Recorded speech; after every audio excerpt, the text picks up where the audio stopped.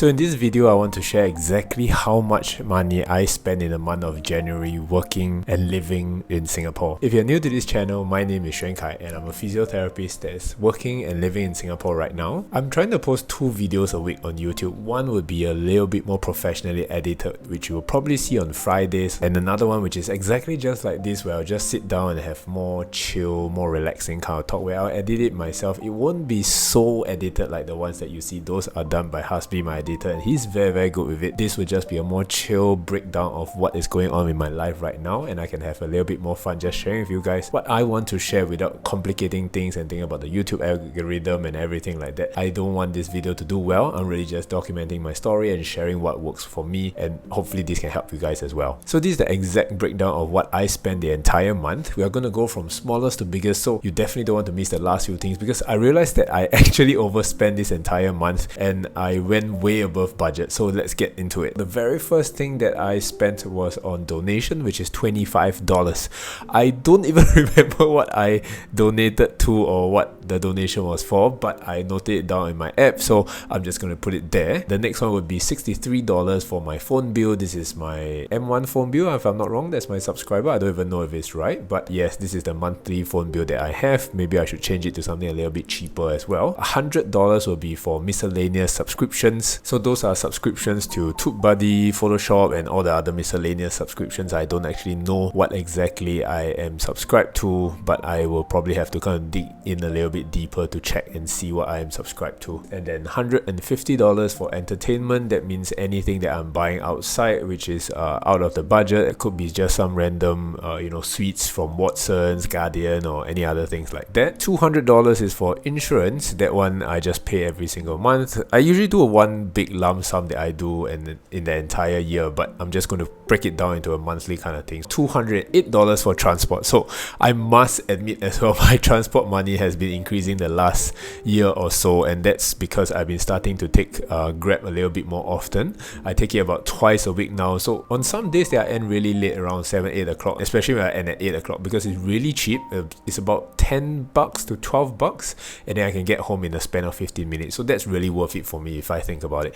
But I think this month itself, I was staying over at my girlfriend's place quite late as well, so I also grabbed home from there. That one will be a little bit more expensive, closer to $15 to $20 in that sense. So I am guilty of using a little bit more on my transport money this month as well. $500 goes to my mom as well. So I don't really think of this as an expense. I think of this as kind of rent to some extent, but I'm really just contributing back to the family and really doing what I should be doing, which is thanking her for raising me in that sense. This is the big one. This is the kicker. So I spent around $942.50 on food and drinks. So I think I'll be honest as well in saying that in the last month or so, or the last 2 months, I've wanted to get my life together in terms of the food and nutrition part. So I've been ordering food from this website called Nutrify, and I spend around $300 to $400 every single month on Nutrify.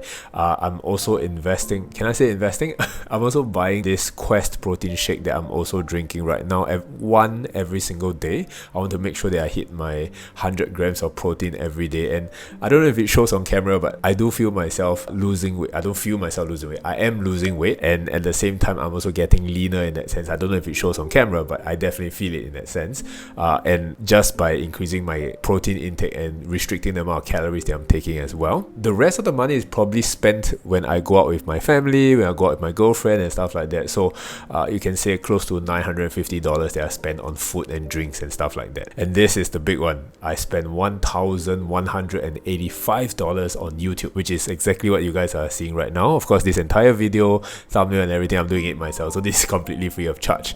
But if you do the breakdown for that $1,185, it goes down to 3 YouTube shorts at $35 each, 4 long videos at $140 each, and 4 thumbnails at $130 each. So that comes about to $1,185, which is quite a bit of money in that sense, right? Total, if you put everything together, it is $3,373.50 for anyone who is very anal about it, which is quite a big sum, I must say. I wasn't expecting to spend over 3.5k on all my daily expenses and investments and stuff like that. So I earned a total of $6,747 for the month of January. If I subtract everything, I will have exactly $3,373.50 left for savings and investments and every other thing in that sense. But it seems like it's 50% for the entire of my necessities in that sense, which is pretty insane because I only have 50% left, so I'm saving 50%, which is still not so bad. But with a salary of 6,000 ish, I think I should be saving and investing a lot more in that sense. Some could say that, you know, I'm investing into my YouTube channel, but it's a little bit more riskier because you don't know whether there'll be returns, and if you don't do it long enough, it's very likely that you won't have returns as well. But the most important thing is I want to mention this, yes, is how I track my expenses. So I use two apps usually. The first one is this app that I call the Wallet app. Every time I make a purchase, I'm just going to type into my Wallet app, I'm going to type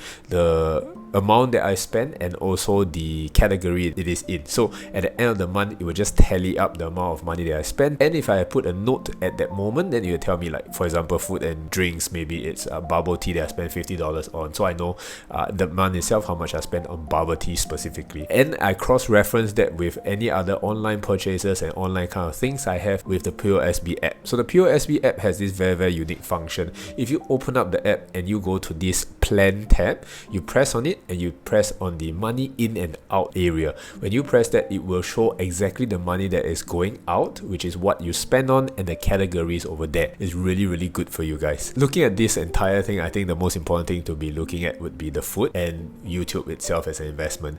These are the two main things that actually make up to a bulk of almost like 2,400 each kind of dollars, which is almost 70% of how much I'm spending on my entire budget in that sense. To be fair, I think the one that I should be breaking down first would be the YouTube in that sense. And like just now I mentioned, you know, all the long videos or the thumbnails and also the short videos that I'm also getting people to do, those are where the $1,200 will be going. So I'm going to try my best to cut down it to just having the 4 long form YouTube videos, which means I will be saving about $660 every month. To be fair, I was quite okay with investing into my YouTube channel in the last couple of months because I was earning a little bit more in those last couple of months and I had a bit more disposable income. So it makes sense because I had no time, rather no energy. I can't say I have no time, that is a lie. I have no energy to do those things, so I outsourced them and asked people to, you know, help me with it, and because I had more money to play with. But now that I haven't been earning as much as I did in the last couple of months or so, then I'll have to forsake them for now. I'll have to do more things by myself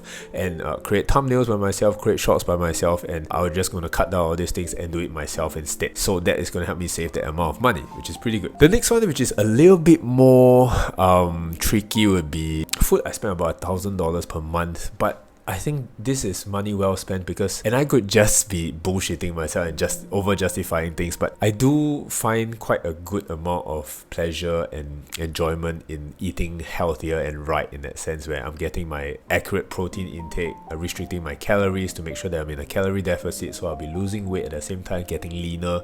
And I think it's money well spent to keep my health in check. And now that I still can afford it, I think it's not a bad idea to continue doing it, and I'm going to keep it that way first. If I find that I need to cut back down on my expenses, then I'm going to definitely do so on the food side in that sense. Now that you know, it's the second biggest expense, that's something that I will definitely be looking into as well. But as for now, let's just cut on the YouTube first. If you enjoyed this video, then you'll probably enjoy this video right here where I'm talking about how much money I earn selling custom G-Shock watches. Thanks for watching, and I'll see you guys in the next few videos. Bye bye.